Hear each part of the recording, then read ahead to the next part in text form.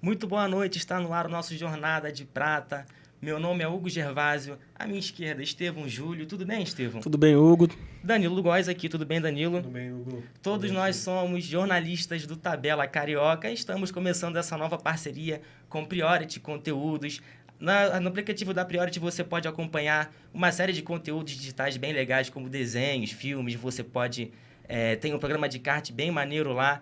E a gente está começando essa nova parceria, eu espero que vocês gostem. Fiquem aqui junto com a gente, aqui você vai ter um apanhado legal sobre os principais fatos do vôlei atualmente, principalmente do nosso vôlei nacional, seleção brasileira. A gente vai ter um enfoque maior nos times cariocas de vôlei. E nós já vamos começar com o Minas Tênis Clube, que foi campeão dessa Superliga temporada 2018-2019. O Estevão Júlio acompanhou o jogo e vai me falar melhor pra gente como é que foi esse jogo. O Minas que leva o seu 4º título na temporada, né, Estevão? Como é que tem sido essa temporada do Minas, essa temporada que terminou agora, né? 4 títulos, todos em cima do Praia Clube. Eu digo que é uma temporada quase que perfeita, né? Com exceção do vice-campeonato mundial, o Minas ganhou tudo que disputou, né? O Campeonato Mineiro, Copa do Brasil, Sul-Americano e agora a Superliga também em cima do Praia Clube. No Tabela Carioca de segunda-feira, quando eu também fui comentar esse jogo, eu falei que meio que o Minas era favorito justamente por essa bagagem, né, por esses 4 títulos. E foram 2 grandes jogos, né? O primeiro jogo, o Minas chegou a abrir 2-0 lá no ginásio do Mineirinho. O Praia Clube correu atrás, empatou o jogo, mas no final o Minas abriu uma certa vantagem e venceu o tie-break. E no segundo jogo, o Praia tinha meio que a obrigação de vencer, né? Porque se o Minas vencesse, o Minas já era campeão. Então o Praia começou num nível de jogo muito corrido, forçando o saque, dificultando a recepção do Minas. Venceu o primeiro set, mas depois o Lavarini conversou com a equipe, chamou a Natália, chamou a Gabi, que são as principais jogadoras da equipe, e o time colocou a cabeça no lugar e virou o jogo e venceu, fechando a série em 2-0, sendo campeão da Superliga depois de 17 anos aí. E a Natália pode ser que não continue no time, né? Ainda tá numa fase ali de renovação, Sim, vai, não vai. Natália e nem Gabi, né? A tendência é que as duas passem a atuar na Turquia na próxima temporada e sejam rivais na Turquia. Como é que você vê essa relação, Danilo? 4 títulos na temporada do Minas, todos em cima do Praia Clube, Praia levando a prata em todas. Lembrando que o nome do nosso programa é Jornada de Prata, em homenagem à nossa seleção dos anos 80, que levou a prata. Como é que você vê, Danilo, o Praia Clube, que é um time que teve grande sucesso anteriormente, perde essas 4 finais aí pro Minas Tênis Clube? O Praia era o antigo campeão, né? Antes do Minas se tornar campeão da Superliga. Terceiro título do Minas, não é isso? Da Superliga Feminina. Era um time que... Tricampeonato, exatamente. É um time que realmente tinha o melhor... Não diria o melhor elenco, mas tinha a melhor composição. Se classificou com 59 pontos, 20 vitórias e 2 derrotas. Isso mesmo. Então é um time que tinha uma melhor composição dentro de quadra. Tinha uma comissão técnica muito boa. Tinha, assim, o melhor elenco atuando por fora também. Quem entrava... Bruninha entrava muito bem na inversão. Tinha a Malu, o Bruno Honório o tempo todo se revezando como postes. Então era um time que tinha uma composição de elenco muito boa. Entendeu? Então era um time que realmente tinha tudo para chegar nesses grandes campeonatos e quase chegou até o Mundial, né? Foi vice-campeão mundial e fez uma grande temporada, tem tudo para fazer uma nova grande temporada. E como você vê a falta que a Natália pode fazer esse time? Com certeza um peso de Natália e Gabi, por exemplo, são grandes ponteiras a nível mundial e faz falta em qualquer time do mundo. Mas eu acho que o Minas tem bons patrocinadores e tem um time legal, um clube legal por trás que consiga contratar novas jogadoras à altura de Natália e Gabi, com certeza. Agora a gente vai vamos gerar nossa pauta, vamos para a final da Superliga Masculina, que está sendo disputada entre SESI São Paulo e Taubaté. Lembrando que na última partida o Taubaté aplicou um 3-0 para cima do SESI, devolvendo o placar. A gente pode destacar desse time o Alan Souza, que é o segundo maior pontuador da Superliga, com 451 pontos, atrás apenas do Wallace. O que você destaca dessa final, Danilo? Em quem você aposta? O que pode acontecer aí? Tá sendo uma grande final, né, eu diria. Primeiro jogo, o SESI, passou assim meio que de lavada, né, como 3-0, sacando muito o jogo todo. O Taubaté reverteu.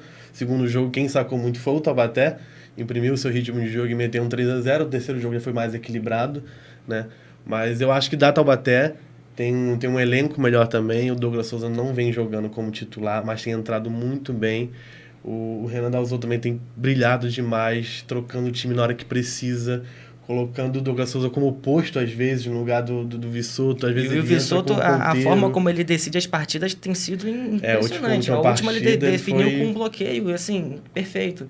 Ele fez 23 ou 24 pontos, acho que foram 23 pontos na última partida. Ganhou o Viva Vôlei. Ganhou o Viva Vôlei no dia do aniversário dele. Dia do aniversário dele, exatamente. Então. Pois é. O Conte também voltou agora para a equipe a ser titular, jogando muito. O Uriarte, quando entra no lugar do Rafa, também na inversão, também joga muito. Então, assim, é uma equipe que tem um elenco melhor. Realmente tem um elenco melhor, tanto na quadra, como titulares, como fora. Então, acho que isso pode ser decisivo, né, para o Taubaté se tornar campeão. Sim, o que você está achando, Estevão, dessa final? Assim, 2 timaços mesmo, SESI e Taubaté. Eu confesso que não acreditava que o Taubaté poderia chegar até onde chegou, disputar essa final. Eu apostava de novo no Cruzeiro. Cruzeiro. Acho que esse é o legal dessa final, né? O Cruzeiro jogou 8 finais consecutivas e venceu 5. E todo mundo dava o Cruzeiro também como favorito para chegar na final da temporada 2018-2019. E o Taubaté, já com o Renan Dalzotto, né, uma nova filosofia de trabalho, um estilo de jogo diferente, conseguiu tirar o Cruzeiro. Então, para mim, o destaque já também é essa ausência do Cruzeiro na final. Claro, os méritos ao Taubaté, que tem um grande time. A gente tem o Lucarelli, tem o Vissoto, o Douglas Souza também, que foi campeão olímpico. Eles têm um grande time, tem tudo para vencer. Inclusive, acho que o Taubaté leva a taça para casa. Lembrando que o César se classificou em primeiro lugar, com 56 pontos, 20 vitórias e 2 derrotas, aí bem parecido com o Minas, né? Foi o clube que mais venceu, o time que mais venceu por 3-7-0. Foram 12 vitórias, enquanto o Taubaté ficou em terceiro lugar, à frente do Sesc RJ, com 47 pontos, 17 vitórias e 5 derrotas. O segundo, junto com o Cruzeiro, a vencer mais partidas por 3-0, né? Aí foram 10 vitórias. O que o pessoal tem falando bastante também é do Murilo. O Murilo que passou para a posição de líbero. Tem gente falando que ele não tem feito assim a temporada tão boa quanto já fez em outros tempos, Danilo. O que você tem achado da temporada do Murilo? Acho que é difícil quando um jogador passa o tempo todo, né, atacando, vamos dizer assim, sua carreira toda atacando, e do nada ele tem que parar de atacar e virar bolas e apenas ter que defender, passar. É uma dinâmica diferente, mesmo para um grande atleta como o Murilo. Mas, claro, no começo vai ser um baque, ele vai achar estranho, né, vai se surpreender com aquilo, mas acho que ele tem tudo para ir melhorando aos poucos, é isso mesmo que ele quer. Ele não fez uma temporada tão ruim assim, foi uma temporada regular, algumas boas partidas, algumas boas defesas, como ele já fazia quando trabalhava como ponteiro, né? E eu acho que ele tem tudo para melhorar um pouco ainda. Dá para render muito mais como líbero. No vôlei feminino a gente tem um caso parecido, né? A Sassá, que hoje também joga como líbero, mas jogava na posição de ataque também, quando mais nova, né? Exatamente. Agora a gente vai passar a nossa... Quer falar mais alguma coisa sobre essa final? Acho que dá Taubaté mesmo. Taubaté, e para você Taubaté também? Eu vou apostar no SESI, só para fazer tudo contra. Agora a gente vai gerar nossa pauta, vamos falar sobre os times cariocas. Falar agora sobre o Sesc RJ, o time masculino, que aí ultimamente na Superliga até viveu um bom momento, né? Tinha gente que não apostava que ia passar das quartas, acabou passando, mas foi um time muito criticado. O Giovanni Gávea foi muito criticado. E eu quero saber aqui dos nossos comentaristas, qual visão você teve, Estevão, dessa temporada do Sesc? Se você já esperava que fosse isso, né? Eu acho que não. Mas o que você achou e onde o time pode melhorar, aliás, tem que melhorar, né, para a próxima temporada? De certa forma foi uma temporada frustrante, né, do Sesc Rio, tendo em vista o investimento feito. Trouxe o Alice, que é um grande nome a nível mundial também, tinha Maurício Souza, Maurício Borges, jogadores de nome, jogadores de muita qualidade. Fez um primeiro turno muito bom de Superliga. 6 vitórias seguidas. No primeiro turno. E no segundo turno foi o contrário, né? Se não me engano, foi 5 derrotas seguidas. E quase que fica de fora ali. Terminou perdendo 5 seguidas.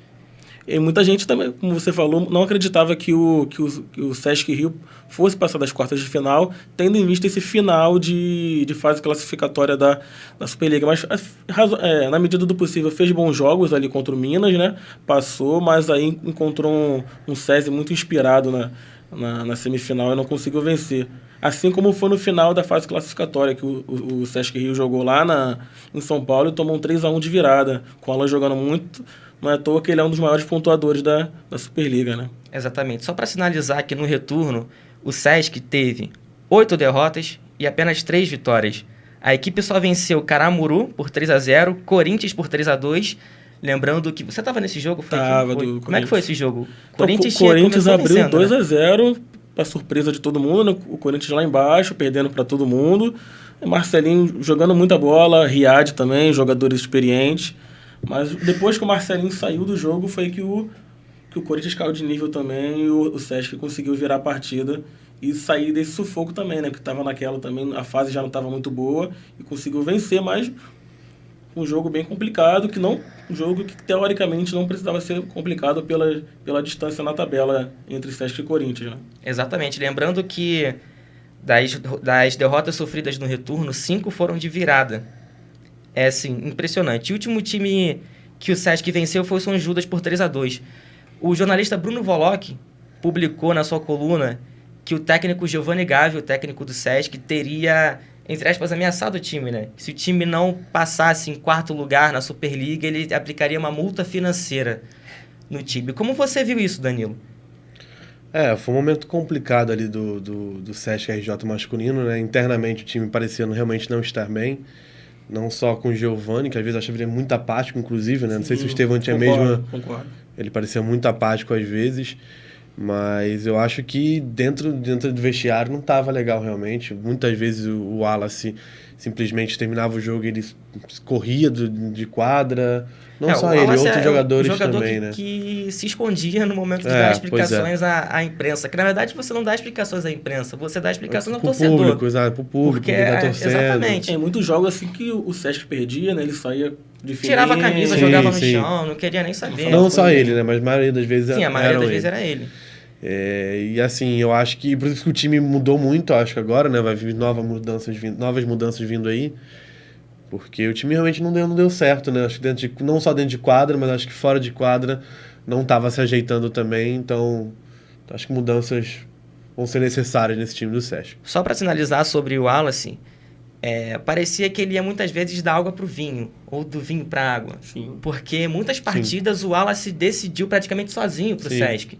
De maneira incrível. Mas em outras, quando o time precisava do Wallace, ele não encaixava, ele desaparecia.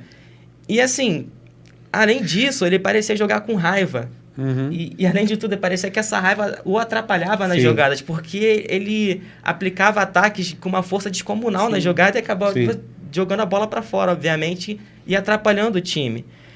Vamos falar agora sobre as transferências do Sesc. Chegaram Flávio e Marlon, do Minas. O Flávio, central, e o Marlon, levantador. O Marlon, ele tem uma idade já avançada. Sim. Mas eu acho que é um jogador que pode chegar ali e adicionar.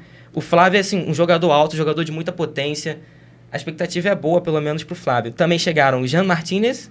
Primeira temporada no Brasil, né? Vindo do Bolívar. Fez uma ótima Libertadores. Se não me engano, foi MVP lá. O Bolívar foi campeão do Ele foi MVP do Campeonato Argentino. E Matias Sanches, levantador. Eleito melhor levantador também do Campeonato Argentino. Sim. Grande jogador. E o Flávio, do Minas, ele terminou como o 3º melhor bloqueador da competição, com 64 acertos.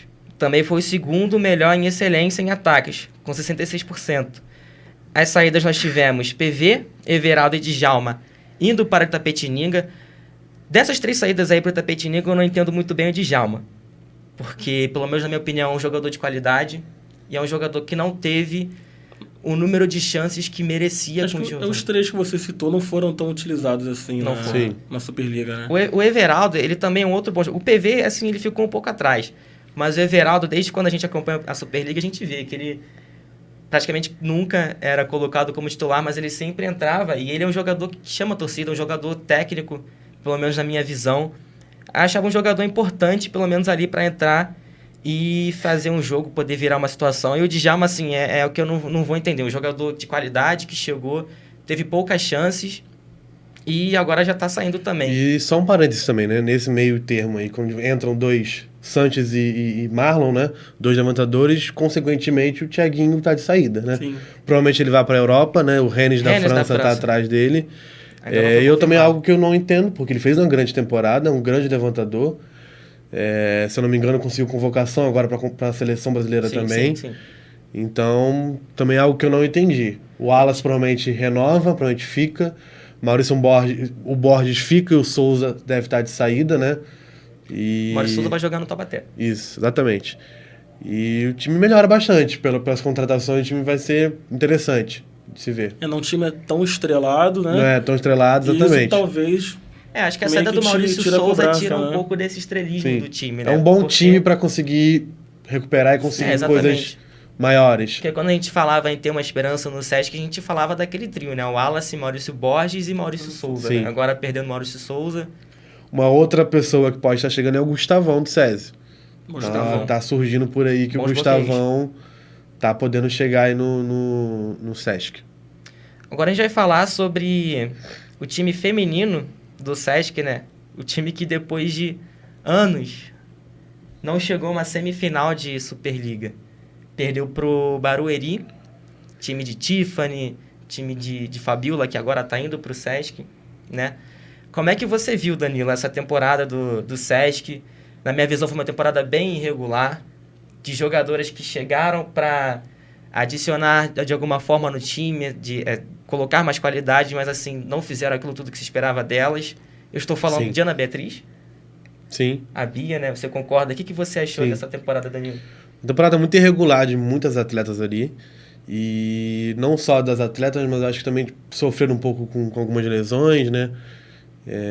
Perderam a Drusila durante boa parte da temporada. Mas eu acho que assim, o principal destaque ali é que eu acho que Gabiru não rendeu, né, como líbero, não deu certo pro Sesc. Partidas bem ruins, inclusive. Bia também não deu certo, Roberta também não deu certo. A temporada bem abaixo das duas, bem abaixo mesmo. O que Bia tinha apresentado na temporada passada pelo Osasco, o que ela apresentou no Rio de Janeiro foi inacreditável, vamos dizer assim, porque não dá pra acreditar como uma atleta fez uma temporada tão grande, né? Aquela temporada cair tanto. Monique, eu acho também que é sempre regular, não foi tão bem. E assim, o Bernardinho às vezes ficou perdido, vamos dizer assim. Kosheleva também, eu entendo que ela voltou de lesão, Kosheleva acho que né? foi uma das maiores, se não a maior decepção. Assim, ela voltou de lesão, ela demorou muito tempo pra se recuperar sério ali. E eu acho que ela nem conseguiu se recuperar totalmente, porque quando ela conseguiu, ela não atuava bem, então... Oscilava muito durante o jogo, inclusive, né? Sim, foi uma passagem rápida, já tá de saída, né? Vai pro Scandite, né? Da Itália, então assim... já saiu. E a Bia e a Roberta juntas indo para o Osasco. Para o Osasco, exatamente. É um time que vai ter grandes mudanças, né? Mudanças já bem encaminhadas aí para acontecer.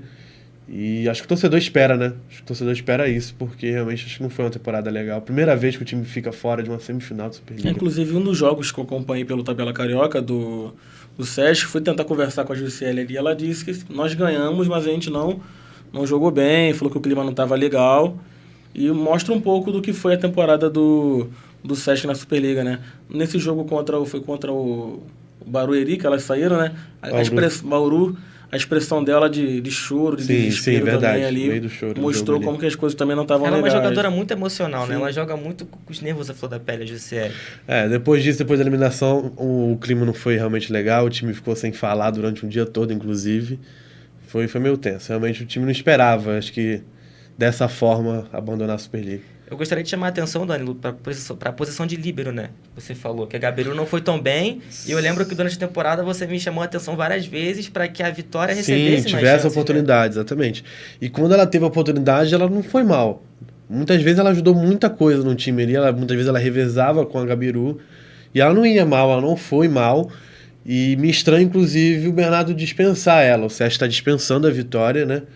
A Vitória, inclusive, está sem clube nesse momento. A Natinha está chegando para o lugar. A Natinha do Barueri, fez uma grande temporada, está chegando para ser titular. E a Gabiru, que está lesionada, o Bernardo quis segurar. Talvez, né, o Sesc tenha feito isso porque não costuma liberar atleta lesionada. É uma política do Bernardo que eu acho interessante, do Rio que eu acho interessante. Mas não foi uma boa temporada dela. E a Vitória fez uma boa temporada quando foi necessário. Quando precisou, quando ela teve a oportunidade, ela rendeu. Ela não deixou a desejar. Então, acho assim, não foi legal ter só dispensado ela. Foi um lado ruim que eu achei no vai e vem ali do Sesc.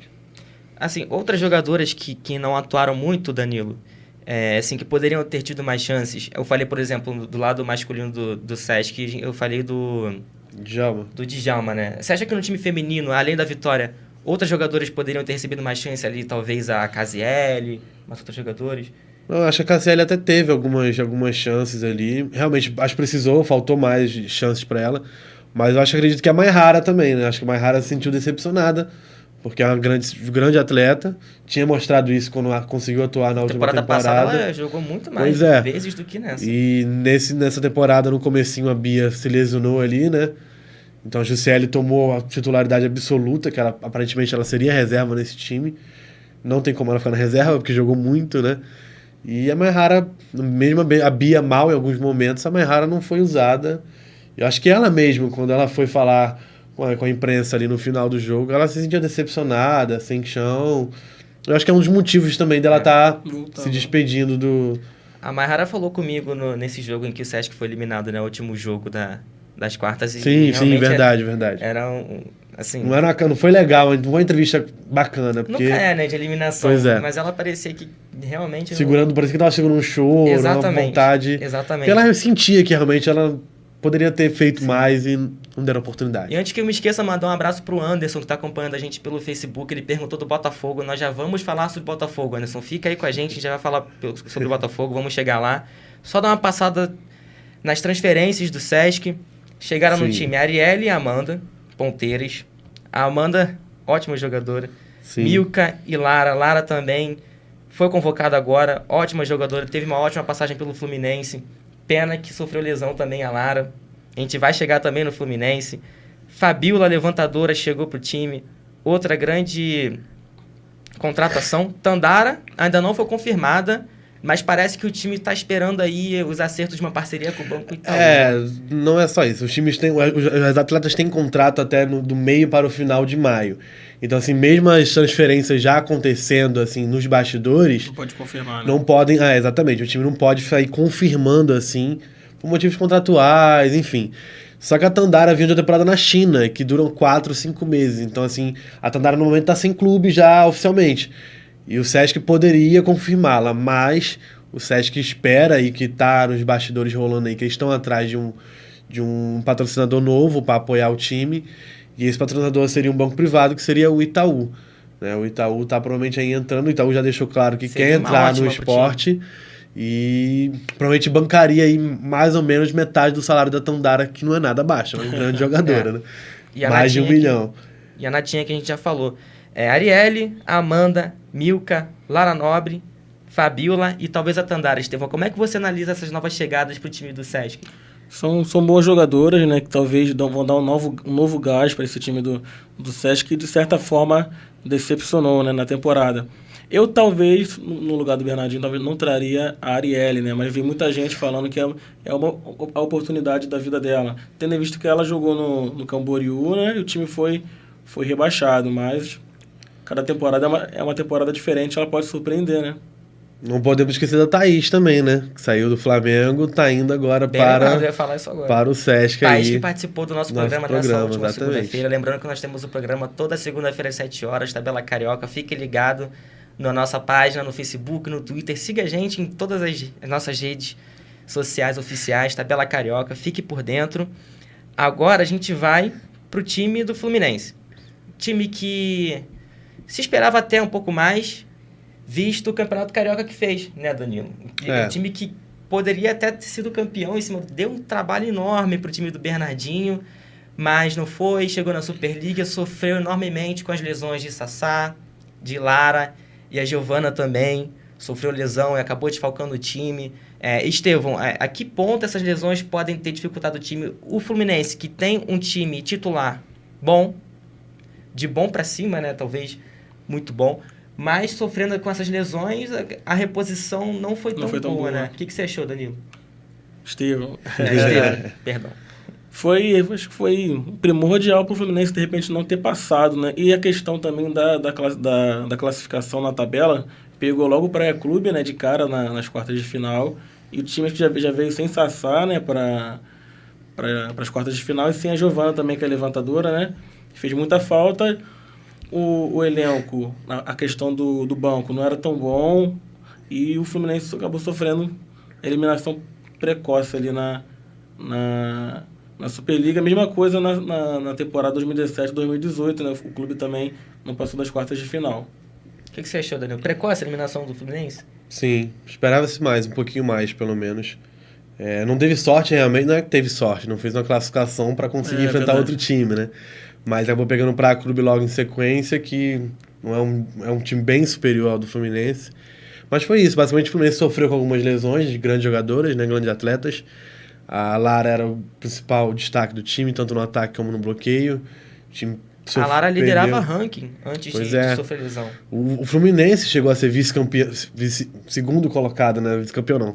Segundo colocado no começo da Superliga, né? Ali umas 3, 4 rodadas ali. Acabou terminando em 7º com 30 pontos, 10 vitórias e 12 derrotas. Pois é. E o time também teve alguns problemas financeiros, né? Que o clube já tinha isso, o clube Fluminense já estava com isso. E no final os atletas não queriam nem conversar direito com a imprensa, a assessoria ficava em cima, justamente para não... Eu tomei algumas portas na cara com algumas entrevistas. Eu lembro disso, então assim, deve perder algumas principais jogadoras, como já vai perder, se eu não me engano, Joicinha e Pridarotti já estão despedidas. Pridarotti é pré-clube, né? Isso. E Joicinha, por enquanto, tá sem clube. Perder a Joicinha acho que vai ser do Joicinha e Lara também, né? Lara já foi pro Rio, né? A Joicinha pode... Não foi confirmada ainda, né? Não pode ser confirmada ainda, mas vai. Mas a própria Joicinha, foi com quem eu consegui falar no jogo em que o time foi eliminado, né? Ela me falou... Perguntei pra ela, né, como ela viu, como ela resumia essa temporada do Fluminense, e ela disse que diversos problemas internos realmente atrapalharam o time e que ela frisou isso bastante, Danilo Estevam. Problemas internos atrapalharam a equipe, atrapalharam a sequência da equipe e o Fluminense acabou tendo essa temporada bem aquém. As saídas de Pridarotti, como você viu a temporada de Pridarotti? Lembrando que a Pri foi a 4ª maior pontuadora por saque na competição, 29 aces. Foi uma boa temporada da Pri, ela ajudou bastante o time. Ela, a Taizinha, acho que ajudou bastante também, Joicinha ajudou bastante. Mas acho que os problemas internos do time falaram bem mais alto do que o time em quadra mesmo, né? Acho que isso foi o fator ali. E a torcida do Praia Clube comemorando muito a chegada da Pridarotti nas redes sociais, deu uma olhada, né, quando eles anunciaram, né? Na verdade, ela colocou no Instagram dela uma despedida, aí já tinha torcedores do Praia comemorando a chegada dela, por ser uma boa jogadora, né, pela temporada que fez pelo Fluminense. Sim, mandar um abraço aqui para Milena Cardoso e para o Diego Maranhão, que estão acompanhando a gente aí pelo Facebook, um abraço aí para vocês. Agora a gente vai entrar no assunto do Botafogo, campeão, para cima do Blumenau. Danilo, como é que você viu o Lorena, um jogador explosivo? Demais, cara, demais. Ver o Lorena Danilo jogar é surreal. Fora o talento dele. Acaba sendo empolgante, né? Sim. Fora o talento dele, acho que dentro de quadra o cara levanta a torcida o tempo todo.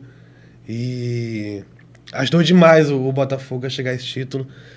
Robinho também fez um grande set ali no final do jogo.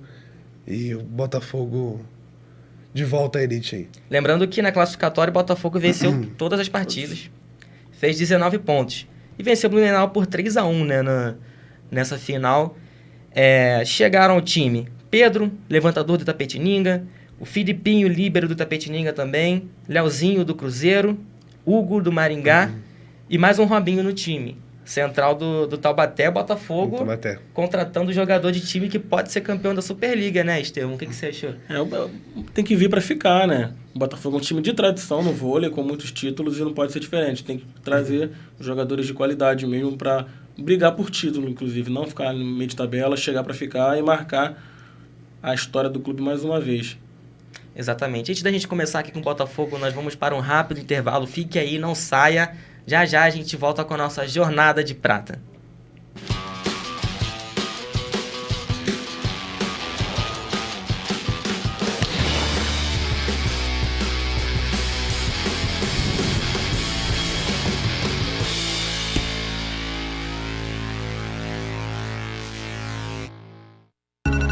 A gente é assim, gosta de saber o que está acontecendo, de fazer acontecer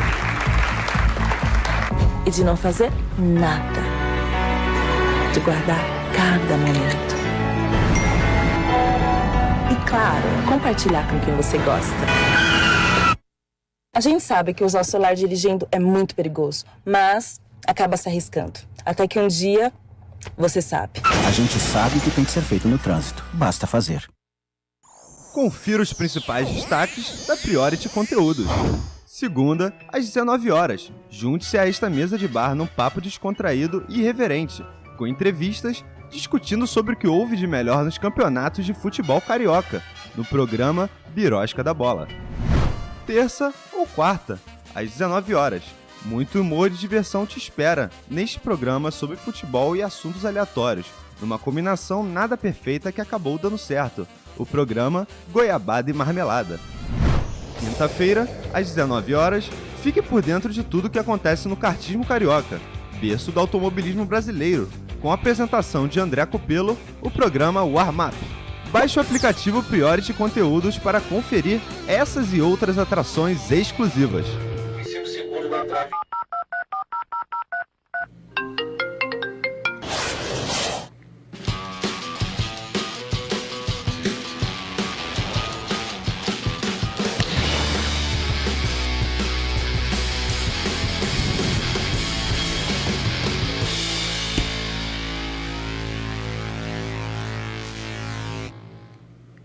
Estamos de volta com o nosso Jornada de Prata. Rapidinho intervalo, né?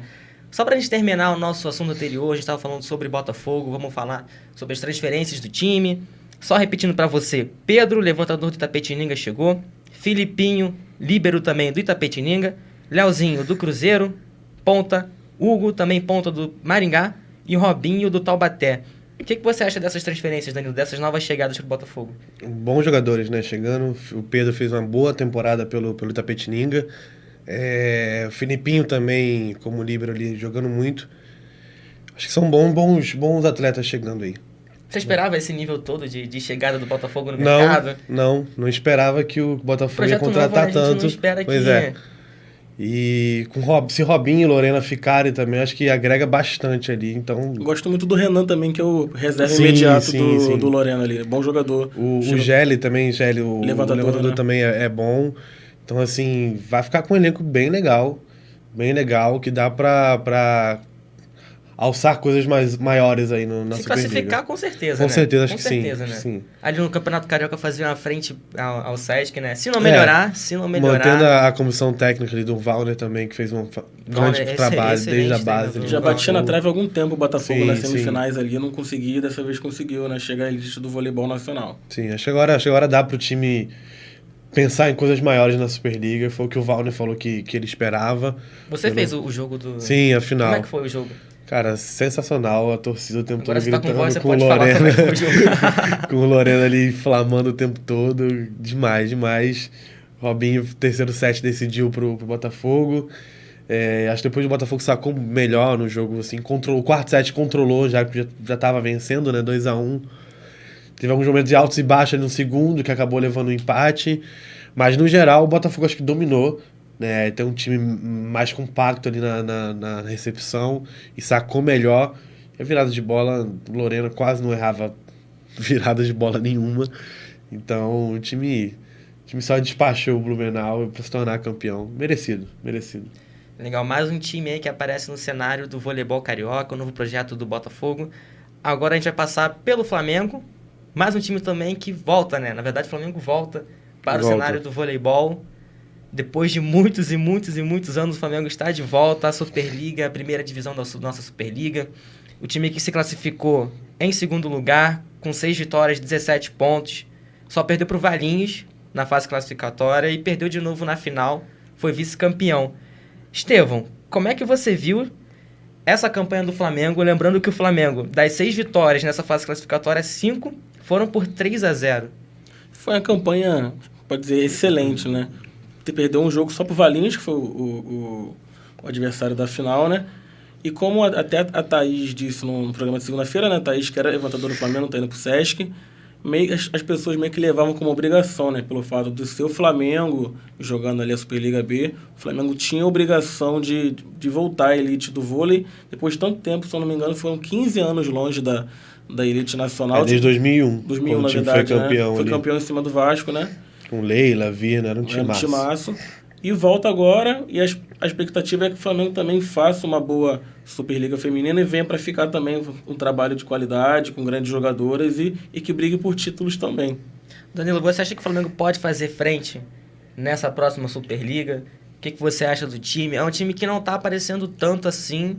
Aliás, igual o Fluminense, né? Também não tá aparecendo tanto. O Fluminense até a gente entende por causa da questão financeira. É um time que até um tempo atrás a gente não tinha também aquela certeza. Será que vai continuar? Será que não vai? O Fluminense. Mas o Flamengo tem ali a sua situação financeira bem legal, né? Bem interessante, mas ainda não chegou no mercado. Como é que você vê? O Fluminense está começando agora, né? A dar uma procurada ali. E o Flamengo até agora não tem nada aí rolando. Só a saída da Thaís confirmada, né? Indo para o Sesc. A torcida está esperando. Eu vejo aí no pessoal comentando bastante que está esperando contratações. O clube tinha uma reunião essa semana para falar sobre isso, mas até agora não saiu para o mercado. Inclusive até o Bruno Valoc, né, que é especialista em vôlei, publicou uma matéria com a chamada "Não espere nada desse Flamengo", né? Sim. Esperar nada, acho que estranho, é demais, né? Estranho, porque o time, dinheiro não falta, né? É. Dinheiro acho que não é o fator que necessário ali. Talvez essa inércia no mercado. A gente entra no quesito de que essa nova presidência do Flamengo, né? Do Flamengo, assim, por completo, é uma presidência, uma liderança que foca muito mais no futebol, né? A gente acaba entrando nessa conversa, né? Mas mesmo assim, acho que o time pode chegar, se manter essas jogadoras, né? Por enquanto saiu só a Thaís, né? A Nandiala deve ficar. Eu acho que o time tem que... Angélica... acho que o time tem que se reforçar ali na recepção. Acho que as ponteiras são muito boas de atacando, né? A Jéssica e a... Me fugiu o nome da outra ponteira agora. A Angélica é a oposta. Natasha? A Natasha entrava como... Enfim, mas as ponteiras em geral do Flamengo não passam tão bem. Elas entram, às vezes o time levava um apagão, assim, 4, 5 aces seguidos. Então, falta alguém ali para ajustar na recepção do time. Acho que se ajeitar isso, chegar alguém para compor bem a recepção e ajeitar isso, acho que o time consegue, porque tem 2 levantadoras legais, boas, e com passe na mão, com certeza elas vão conseguir acionar bastante o meio, né? Com a Nandiala, principalmente, tem um ataque muito bom. E eu acho que o time consegue lutar um pouco melhor, mas tem que se reforçar com uns 3, 4 nomes ali. É legal como chegam as especulações, né? Já especularam a Monique no Flamengo. Sim. A Roberta tá indo pro Osasco, junto com a Monique provavelmente tá indo pro Praia pra fazer... junto com a irmã gêmea dela, pra a ficar Michele. com a irmã lá. Michele e Monique Pavão. E também já chegou a Gabiru como especulação do Flamengo, né? Pois é. Gabiru que não funcionou nessa temporada no Sesc, teria um lugar no Flamengo. Teria, mas se a acho gente colocar em pauta o que ela até pode a render... Vitória, né? Que tá aí no mercado... Quem sabe, não é? Seria uma boa aposta. Não que a Libra que esteja lá seja ruim, mas a Vitória acho que tem... Sim. Dá pra compor melhor o time ali. A gente fecha a nossa pauta sobre os times. Agora a gente vai falar sobre seleção. Seleção brasileira de vôlei. Uma situação delicada que está acontecendo com a seleção do Zé Roberto. Ele convocou, mas parece que uma boa parte das meninas pediram dispensa. 7 jogadoras até agora, eu perdi as contas. 7 jogadoras 7 jogadoras. A Drusila, por questões médicas. Olha, bastante gente. Vamos lá. Gabi Drusila, Cândido, Gabi Cândido, Camila Bright, Thaísa também. A Denise também foi. A Denísia. Thaísa foi chamada? Não lembro agora. Thaísa foi uma das que pediram. Enfim, cada um com seu motivo ali, né? Algumas já tiveram que se explicar. O próprio Zé Roberto deu uma entrevista essa semana dizendo que ele já sabia o que poderia acontecer, que já sabia do pedido de dispensa, mas mesmo assim convocou, porque não pode deixar nomes como esses fora da lista. Eu já discordo um pouco dele, né? Porque acabou que a proporção foi muito maior. A seleção brasileira não veio bem, né? Já do último Mundial. O time já sofre, não veio bem da última Olimpíada. Então, assim... Complica ele ter que fazer difícil, isso, né? E forçar jogadores a ter que pedir dispensa e ter que forçar a explicar, inclusive, os motivos. Gerou um desgaste, né? Gerou demais. E prova que o time não tá nada pronto para chegar às Olimpíadas. Entre as desculpas aqui, em geral, a gente vê jogadores que é por licença médica, né? Licença médica. Querem cuidar do físico, outras querem cuidar da família. Acho que o caso mais grave é da Gabi Cândido, né? Que é uma questão de depressão, né? Bem lembrado. Ela colocou um desabafo em 2 postagens no Instagram, falando sobre síndrome Foi do bem pânico. tenso, inclusive, ter que ler aquilo, porque foi algo que bem complicado, considerando ela não estava sofrendo com aquilo. Hoje, inclusive, ela esteve num programa de TV falando sobre isso, inclusive pela manhã. Então, assim, forçaram ela, vamos dizer assim, a ter que se expor publicamente de algo que é sério, né? Então, acho que não foi legal da parte do Zé Roberto fazer isso, não. E ele, hoje, hoje, né, que eu digo, essa semana, disse, por mim eu nem iria para a Liga das Nações, né, que é a primeira competição. E eu iria só pro pré-olímpico. Tudo bem, eu concordo com ele que o pré-olímpico é a principal competição do ano, porque é quem classifica para as Olimpíadas, não é isso?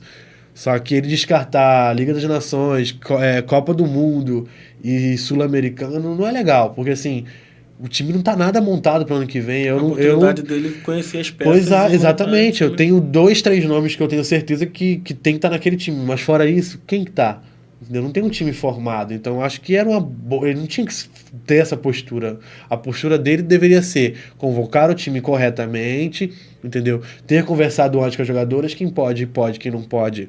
Tudo bem, vamos entender dependendo do motivo que ela tá saindo ali da seleção, mas montar um time pensando já em conseguir montar para o time ficar bem treinado, bem acertadinho para chegar o ano que vem, que é um ano importante, o ano de Olimpíada, e o time tá certo, correto, entendeu? Em 2008 e 2012, quando o time saiu bicampeão olímpico, a seleção chegou lá já pronta, não é? Chegou pronta, ganhando tudo antes, sabendo que a seleção que a gente tinha era aquela, entendeu? Era aquele time, e não é isso que eu vejo hoje a seleção. Hoje eu vejo a seleção bem perdida, por sinal.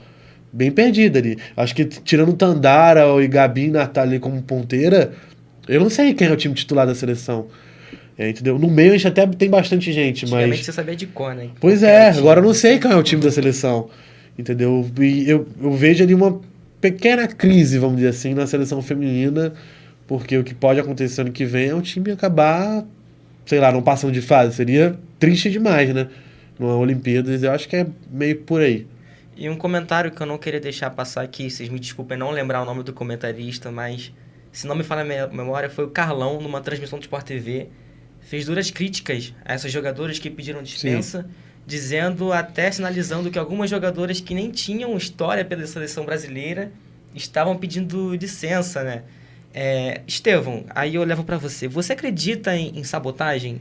Ou você acha que realmente os jogadores não estão podendo? Você acredita nessas desculpas? Ou pode ser realmente algum complô, algo do tipo, contra o técnico? No início, quando surgiu esse boom desses pedidos de dispensa, eu até achei que fosse um certo complô contra o Zé Roberto, né? Mas aí veio o caso da Gabi, que foi um caso mais sério, da síndrome do pânico. E cada um tem o seu objetivo de vida, né? A Camila Bright, como diz, foi mãe, né? Ou quer ser mãe. Foi mãe, né? Quer viver esse momento agora. Quem somos nós para julgar ela, né? Apesar dela ser uma boa jogadora e fazer falta na seleção. Mas não acredito em boicote, não. Mas eu levanto uma outra questão. Será que hoje as jogadoras têm como objetivo defender a seleção? Tem aquele amor à camisa, como há tempos atrás? Fica essa pergunta no ar e eu deixo para vocês também. Assim, as informações que eu tenho é que hoje em dia, quando o atleta vai para a seleção, primeiro, quem paga a atleta é o clube, né? Ela chega na seleção, ela não recebe para estar atuando pela seleção. Claro, conquistar campeonatos, enfim, tem Bolsa Atleta, mas isso é a nível federal, isso não tem a ver com a Confederação Brasileira de Vôlei, vamos dizer assim.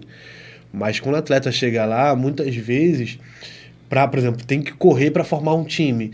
Então, as atletas que estão lá, vamos dizer assim, para compor elenco, são esquecidas. Não tem um tratamento correto que deveria ter. Então, assim, acho que o tesão que antigamente os atletas tinham, os times tinham, para chegar lá e dar o máximo para a seleção e conseguir ganhar títulos, acho que isso se perdeu um pouco também. Não só por falta de título, mas acho que porque o time, a comissão técnica, eu acho que tem que dar uma renovada também, acho que já deu um pouco para o Zé Roberto. Então, acho que essas questões de atleta chegar lá e não se sentir, vamos dizer assim, que tem alguém não passando a mão, mas dando a mão a ela para ajudar a melhorar realmente fisicamente, psicologicamente, como atleta, eu acho que nem todo mundo vê isso. Teria a sugestão de um novo técnico? Sim, para alguém assumir? Isso. Cara, é porque a CBV não gosta de nomes estrangeiros, né? Mas eu iria pra alguém estrangeiro. Pegaria um Guidetti da vida, Com o próprio Lavarini, né? Que vai o pra próprio Coreia. Lavarini. Eu pegaria um cara estrangeiro. Não que tenhamos técnicos ruins. Não é o caso. Mas eu acho que sangue novo, sabe? Pegar gente com conhecimentos novos, com coisa nova, de outro voleibol, de voleibol europeu, um voleibol asiático, gente acostumada a dirigir clubes de vários lugares do mundo. Eu acho que isso só tem a agregar para o nosso voleibol. É o melhor do mundo? É, mas se não mudar, se não evoluir... Vai acabar sendo ultrapassado. Exatamente, é o que está acontecendo. Antigamente a gente não via uma seleção brasileira perdendo para uma Argentina na base. Não é desmerecendo o time da Argentina, melhorou muito, tanto no masculino como no feminino, principalmente no masculino. Mas eu não via isso e hoje eu vejo. A seleção sub-20, sub-21 no Mundial perdeu nas quartas de finais com a Argentina e a Argentina chegou na final contra a Rússia e o Brasil eliminado nas quartas. Há 8 anos atrás a gente não via isso. Impossível isso acontecer, entendeu? Então acho que o Brasil meio que ficou para trás nessa questão. Os outros times, claro, estão evoluindo. Você vê o voleibol masculino, a evolução que teve... E o feminino também, mas assim, o Brasil tá ficando um pouquinho para trás nessa questão. E eu acho que o sangue novo de pegar um técnico estrangeiro, acho que era legal. Não acho uma opção ruim, não. Muito bem, estamos chegando ao final do nosso programa. Vou mandar um grande abraço a todos que nos acompanharam pelo Facebook, pela nossa live. Foi uma ótima experiência estar aqui com vocês. Esse foi o nosso Jornada de Prata, em parceria com a Priority Conteúdos. Fiquem ligados no aplicativo da Priority Conteúdos. Ali você encontra uma série de conteúdos ali de desenhos, de filmes, tudo de legal para você ver. Fique ligado também nas redes sociais do Tabela Carioca. Acompanhe o nosso programa toda segunda-feira às 7 horas, ao vivo pelo Facebook. Nós temos cobertura de vôlei, basquete, futebol feminino. Nós tratamos de todos os esportes. Cada segunda-feira nós temos um entrevistado diferente no nosso programa do Tabela Carioca. Um grande abraço a todos e boa noite.